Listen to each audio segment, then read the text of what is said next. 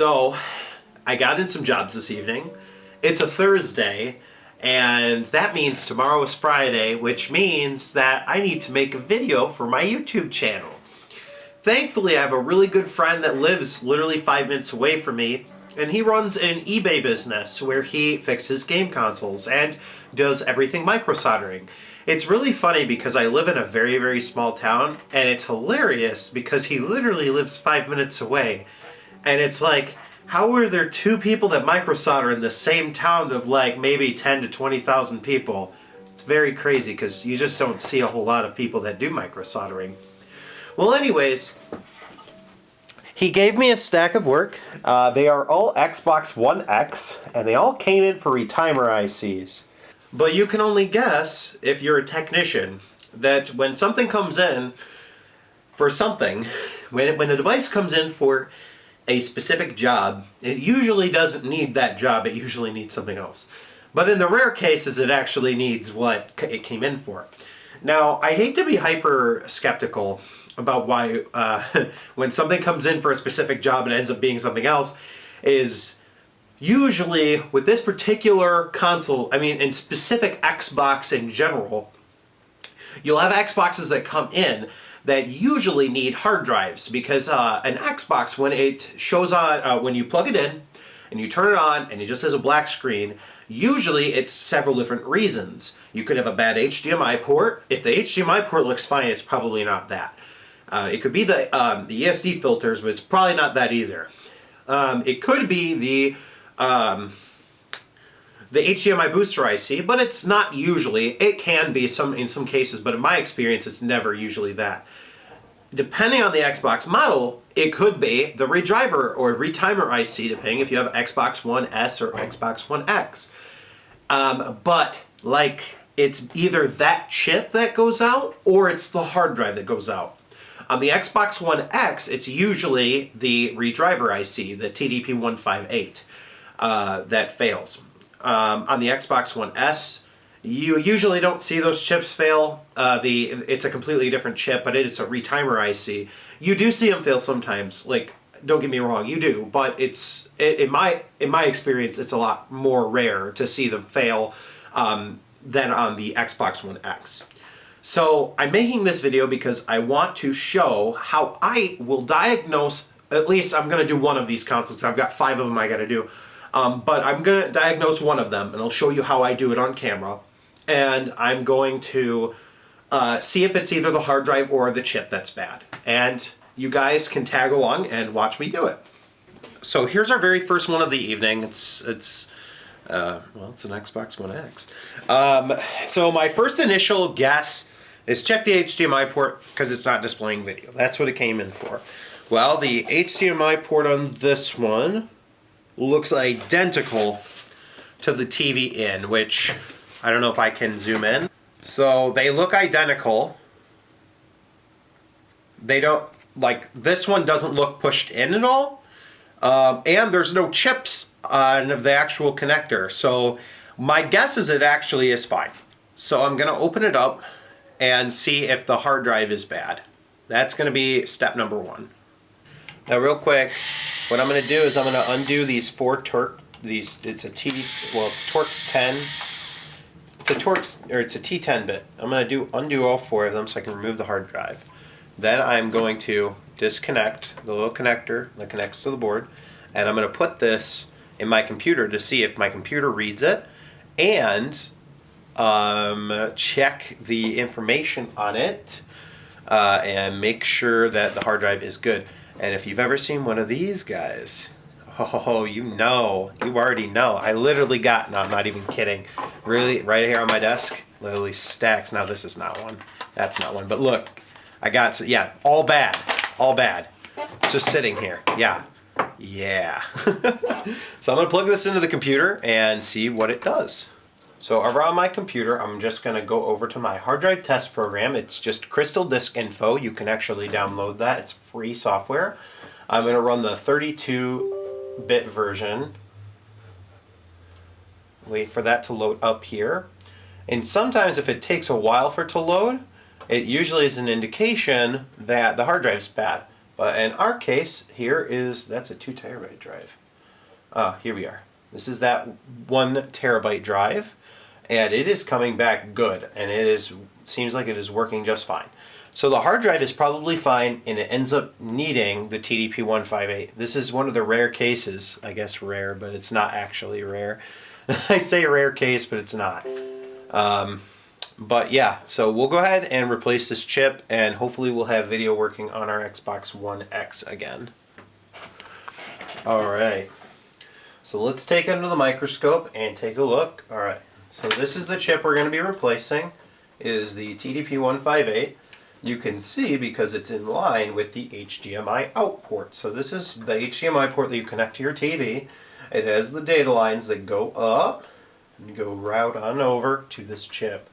And this is going to be the culprit. This is like, besides the hard drive, #1 failure on Xbox One X.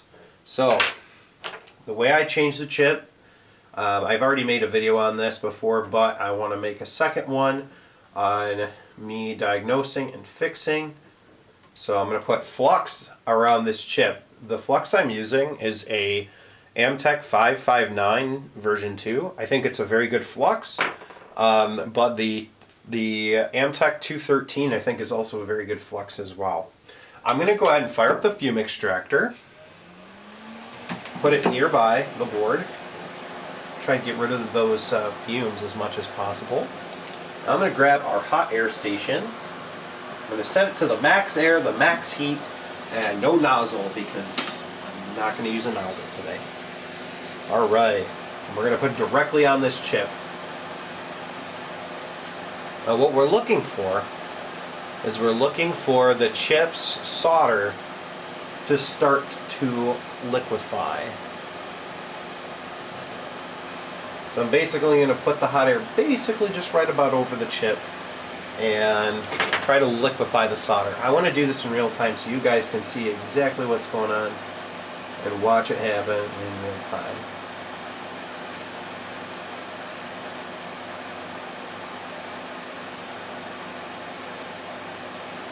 So I'm getting probably about a centimeter away from the board. I don't want to obviously touch the board because that would be a very bad thing. Alright, solder is starting to liquefy. You can kind of see it. There it is, yeah. It's starting to liquefy. Alright. Right about now, not yet, not quite. We're almost there. Alright, should be able to give it a nudge. Not yet. Almost there. Not yet. Not yet. Almost there.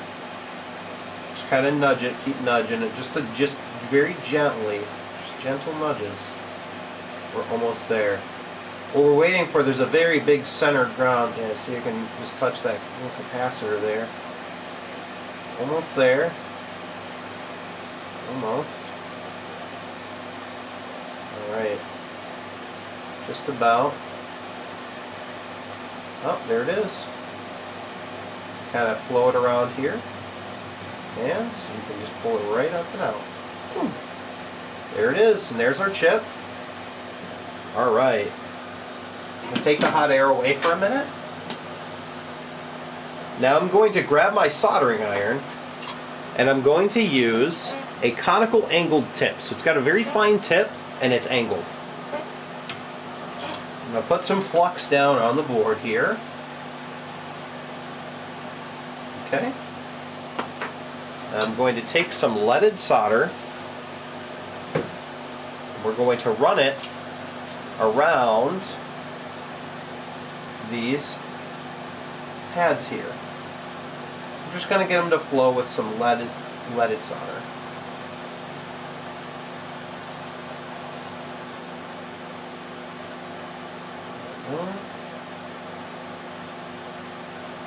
It's going to help the solder flow better. That's the reason why we're doing this. Alright. I'm going to clear my iron, and I'm going to take a little bit. There we go. That's just enough. We're going to mix it up real good here. Alright. That should work for us.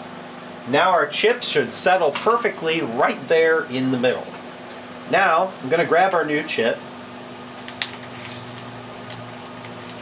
Ryan always gives me these nice pink baggies. They're anti-static baggies. They're super nice. And I'm very thankful that he cares about his electronics. Alright. I'm going to open up the package here.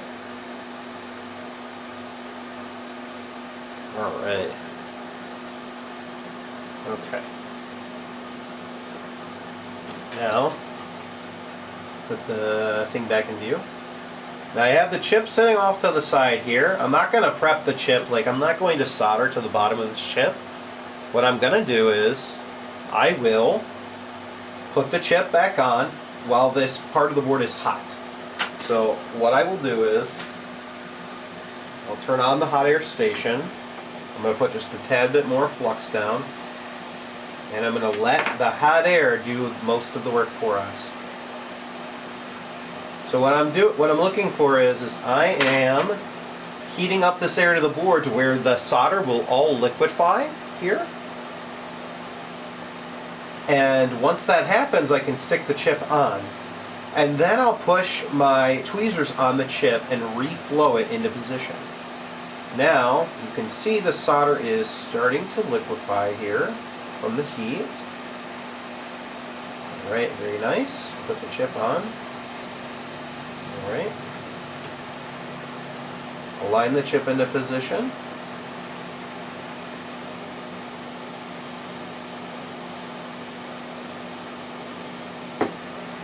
Alright. Could do a little bit of a better job here. There we go. Now push down with your tweezers. Take the heat away.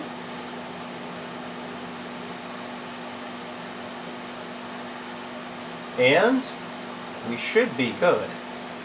Now, what I will do from here is I'm going to put flux down on around the chip. I'm going to take my conical angled iron and I'm going to flow all the joints now.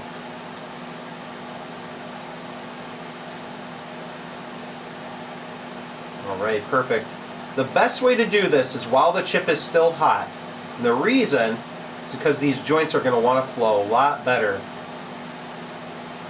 It's really the truth, because to be honest, without having to flow these joints when the board is cold, the thermal mass of the board is cold, and it causes you to have to use a higher temperature.